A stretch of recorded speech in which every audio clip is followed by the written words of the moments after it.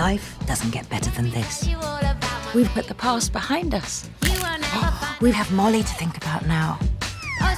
What a bonny wee hen. I made her a bicycle. Oh, what a lovely thought. Lovely to virtually meet you. How you doing? I'm very well, thank you. Lovely to virtually meet you as well. How are you?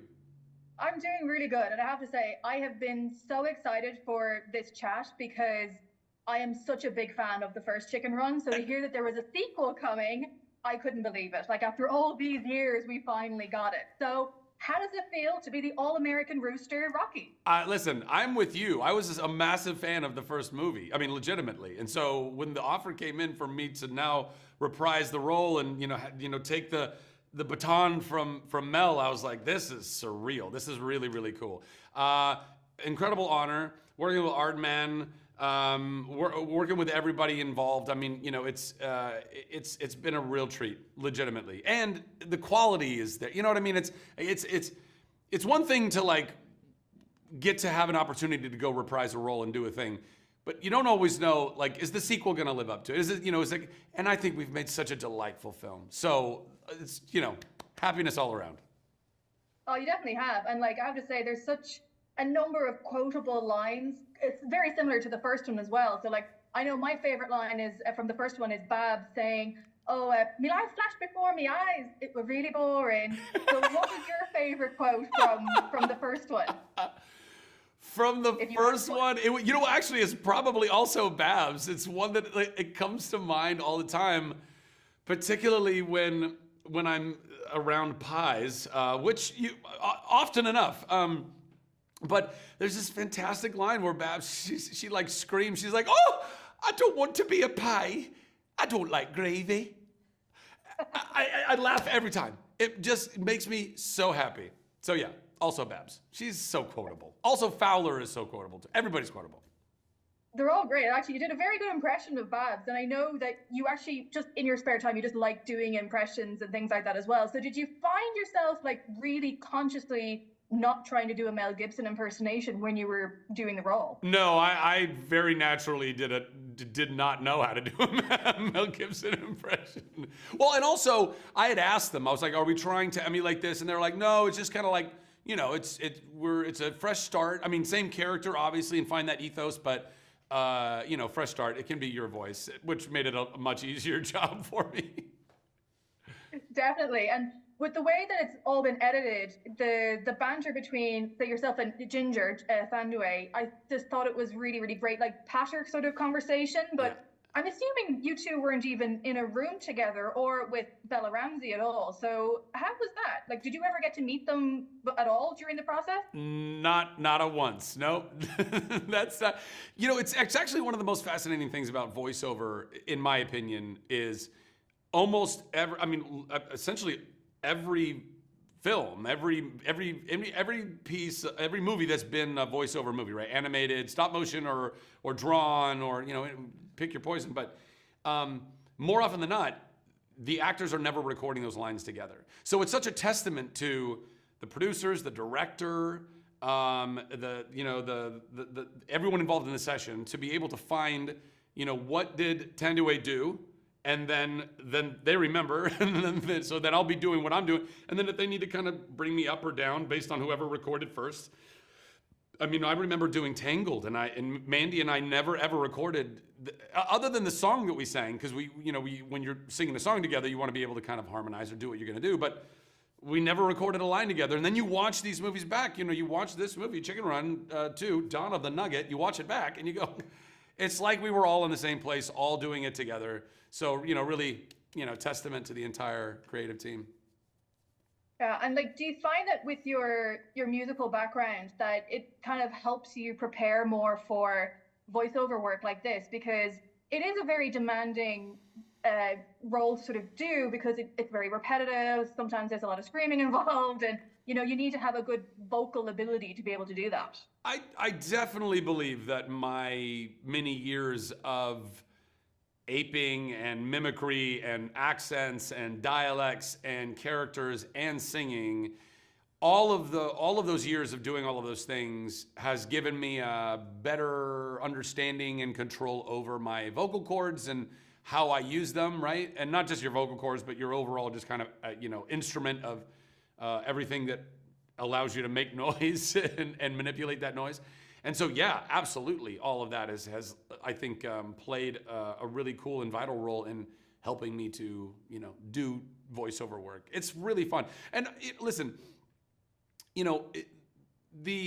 only thing you really got to look out for is when you're doing all of the efforts and the screaming and all of that stuff. But you try to, with any session, you try to do all of the important stuff, all the dialogue, all that you do up front, and then you wait to do all the screaming at the end so that your voice isn't fried for all the rest of it. And any good, voiceover director will, they'll walk you through it in that same way. No, that's pretty handy. But something that I've noticed with this era of your career is that you just seem to be having a lot of fun with it and kind of like dabbling in different types of roles and different characters. And the Mauritanian, for example, I think was one of the first times where we saw you play someone that was a little bit kind of like, oh, I don't know if we like him anymore. Are you enjoying this era of your career? Oh yeah. I mean, I don't know. I've enjoyed every era of my career. I just am grateful I have a career, to be honest. I mean, ever since I was 4 years old, I knew that I knew deep down in my heart that I wanted to entertain people for the rest of my life. I knew around 4 years old is when I determined, I figured out, I can intentionally make someone laugh. Prior to that, I think we make people laugh and we don't know why we make people laugh. We bump into a wall and people are like, oh my God. And you're like, what did I do? Did I do something funny? But around 4, I was like, I can do a thing and I can make somebody laugh. And also, a laughing, smiling person feels good on the inside. I was hooked. I was addicted. So the fact that I've always wanted to do this exact thing. And I've gotten to do it now professionally for 25 years of my life. And I know, which is crazy because I'm only 30. But it's such a blessing. So, I've gotten to go through various seasons and phases of all of it. And right now, yes, I mean, I'm trying to kind of jump into different roles. I want to challenge myself and I want to challenge other people's perceptions of what it is that I can do at the end of the day, because I want to do family and stuff with heart and humor and all that. Like, I've done loads and loads of that. I wanted to do even more stuff like the Mauritanian, where it's like, there's some moral ambiguity to this character. Like, I don't know how to feel about this person.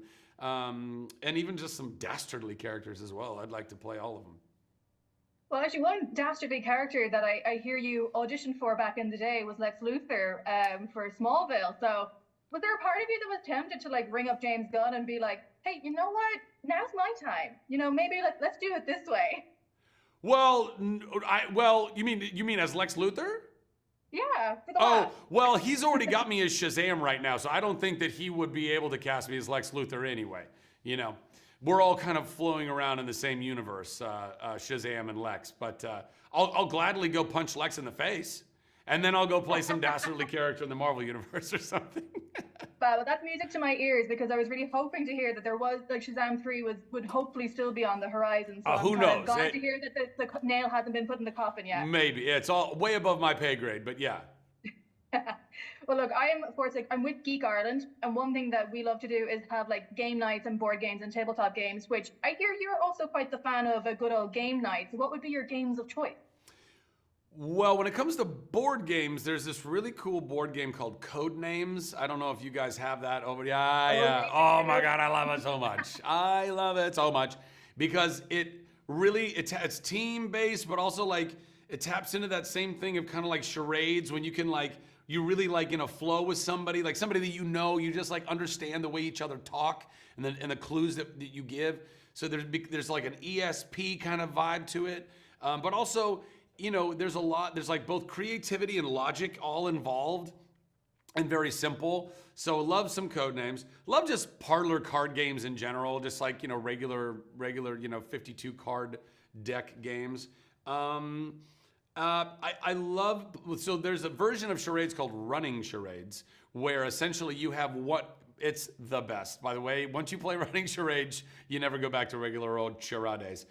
You have one clue giver, and the teams all take turns volunteering one person to be the clue giver. And they have a list that they've created of, let's say, 12 movie titles, or, any categories that you could have in charades, famous people, songs, TV shows, books, movies, whatever.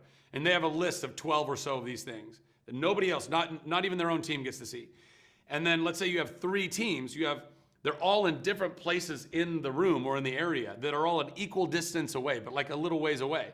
And each person sends one person from the team, and then the clue giver very quietly tells them all the first one, and they all run to their team, and then they have to, people have to not cheat.